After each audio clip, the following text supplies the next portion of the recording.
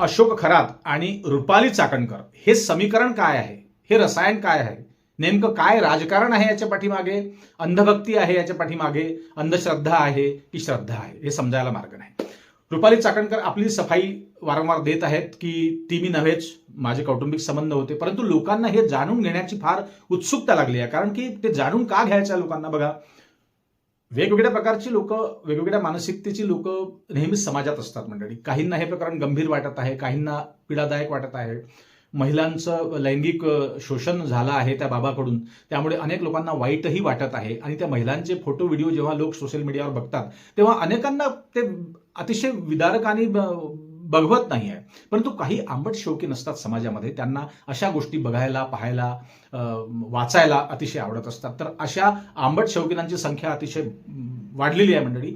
आणि जे 58 व्हिडिओ, अतिशय आक्षेपार्ह व्हिडिओ, अतिशय अश्लील व्हिडिओ जे बघवत नाही, ते व्हिडिओज 58 व्हिडिओ व्हायरल झालेले आहेत आणि ते सोसाट वाऱ्याच्या वेगाने ते धावत आहेत इकडून तिकडे.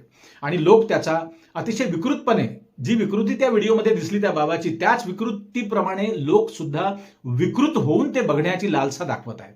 त्यामध्ये मंडळी त्या 58 व्हिडिओमध्ये रुपालीताई चाकणकरांचा कुठे व्हिडिओ असेल का, हे देखील लोकांना उत्सुकता लागली असावी. त्याचं कारण असं आहे मंडळी की अनेक लोकांनी रुपालीताई चाकणकरांचे व्हिडिओ AI ने बनवलेले आहेत.